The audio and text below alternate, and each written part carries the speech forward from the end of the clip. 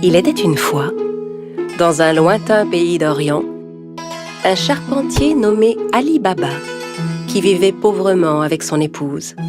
Ali Baba allait souvent dans la forêt avec son âne pour y couper du bois et le revendre en ville.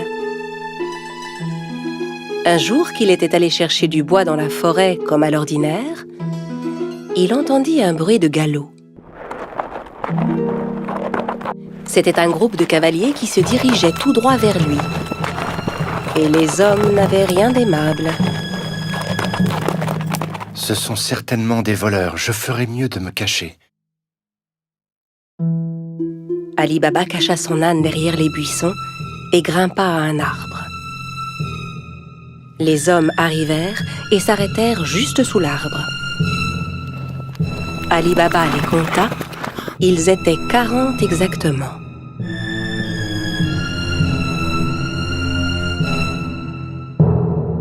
Les hommes déchargèrent les lourds sacs que portaient leurs chevaux. Et Ali Baba comprit alors que ces hommes étaient bien des voleurs. Le chef de la bande se dirigea vers un énorme rocher devant lequel il se mit à crier. « Sésame, ouvre-toi !» Soudain, il se passa une chose incroyable. Le gros rocher glissa sur le côté comme une porte coulissante, laissant apparaître une grotte.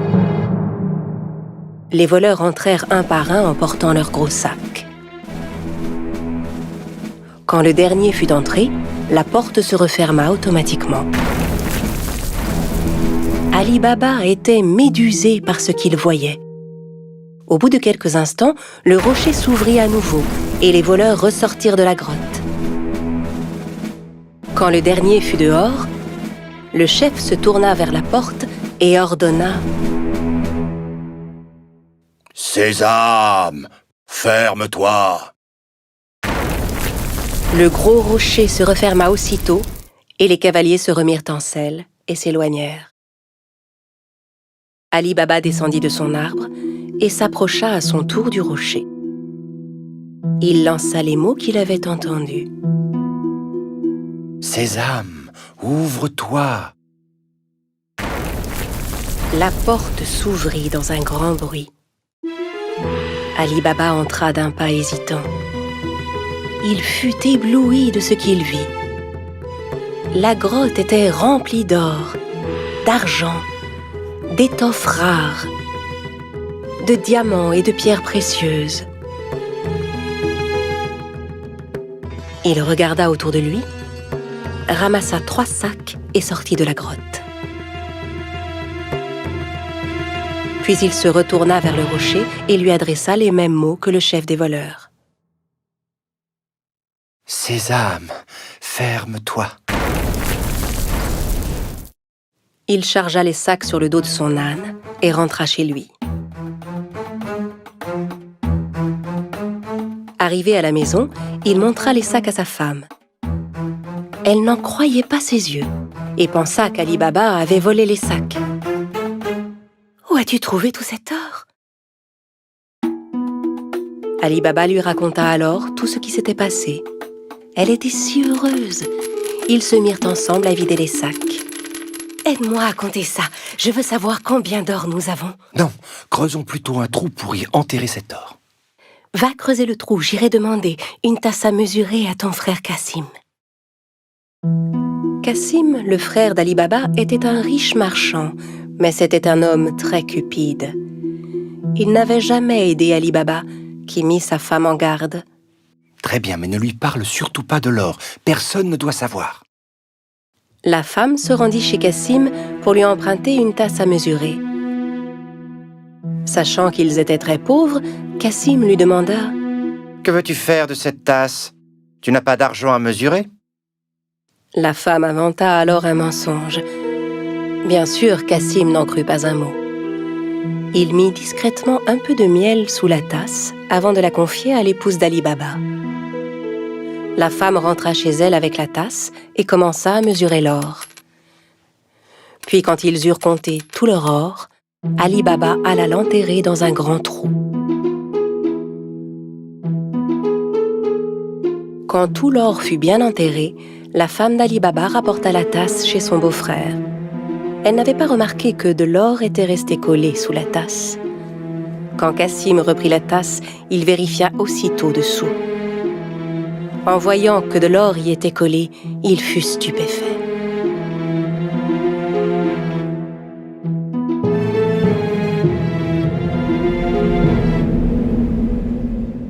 Je me demande où Ali Baba a pu trouver cet or. Cassim ne put pas dormir de la nuit. Le lendemain matin, il se leva et se rendit directement chez son frère Ali Baba pour lui montrer l'or collé sous la tasse. Ali Baba, d'où vient cet or? Je croyais que tu étais pauvre. Où l'as-tu trouvé?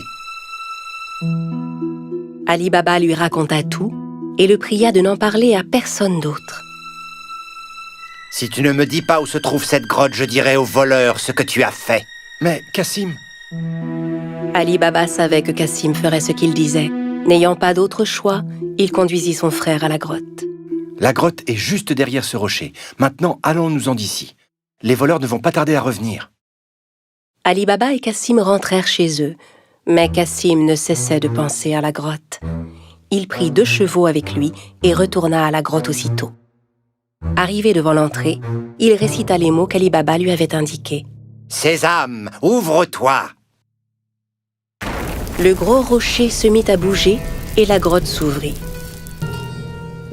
Cassim n'en croyait pas ses yeux.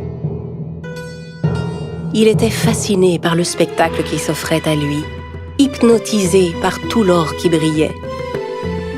Le plus vite possible, il commença à remplir les sacs qu'il avait apportés avec tout l'or qu'il pouvait. Quand tous ces sacs furent pleins, il retourna vers la sortie. Mais la porte s'était refermée. Et malheureusement, il avait oublié les mots qu'il fallait dire. Il essaya toutes sortes de formules pour ouvrir la grotte.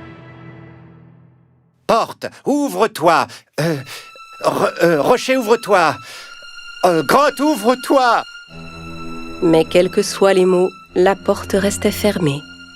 Cassim commença à paniquer. Il chercha une autre porte, mais n'en trouva aucune. Au bout d'un moment, les voleurs revinrent à leur grotte.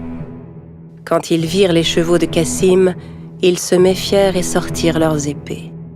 « Sésame, ouvre-toi »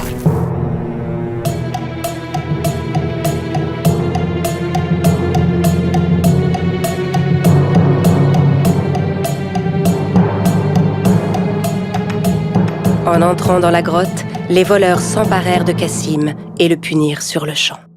« Alors c'est donc lui le voleur qui nous a volé notre or » À la nuit tombée, ne voyant pas revenir Cassim, sa femme commença à s'inquiéter.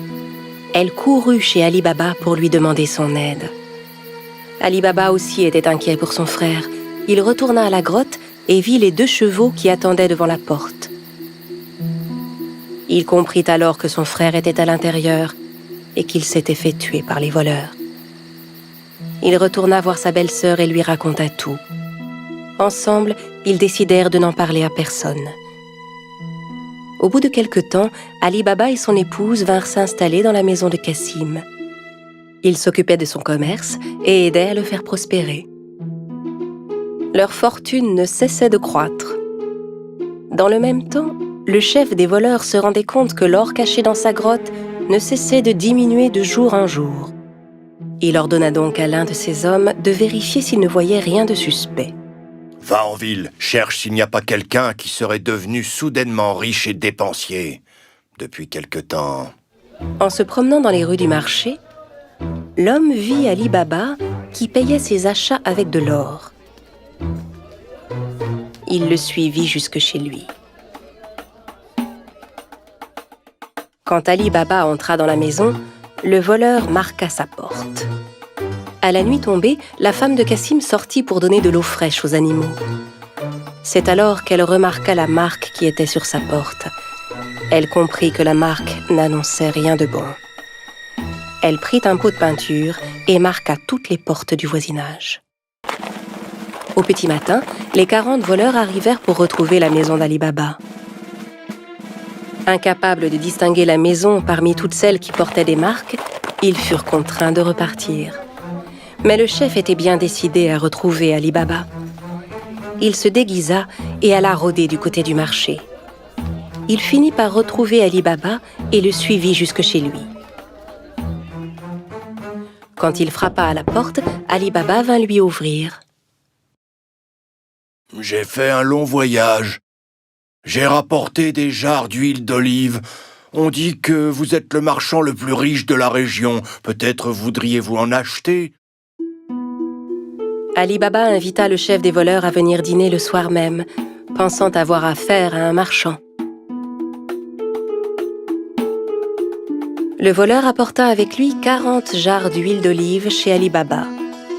Ali Baba avait demandé à ses servants de préparer un bon dîner pour son hôte.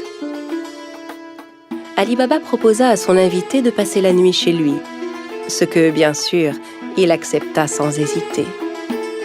Tandis qu'Ali Baba et le voleur étaient attablés pour dîner, la femme de Cassim voulut s'approcher des jarres d'huile d'olive pour voir.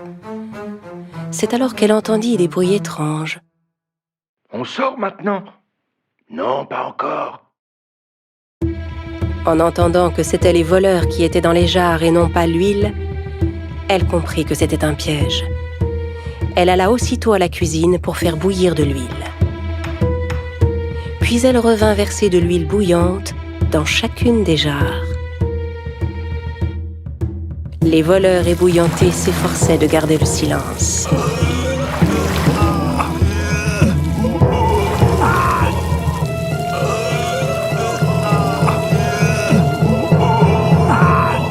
À minuit, quand tout le monde était endormi, le chef des voleurs alla vers les jarres. « Vous pouvez sortir maintenant. » N'ayant aucune réponse, il appela à nouveau. « Les gars, vous dormez ?»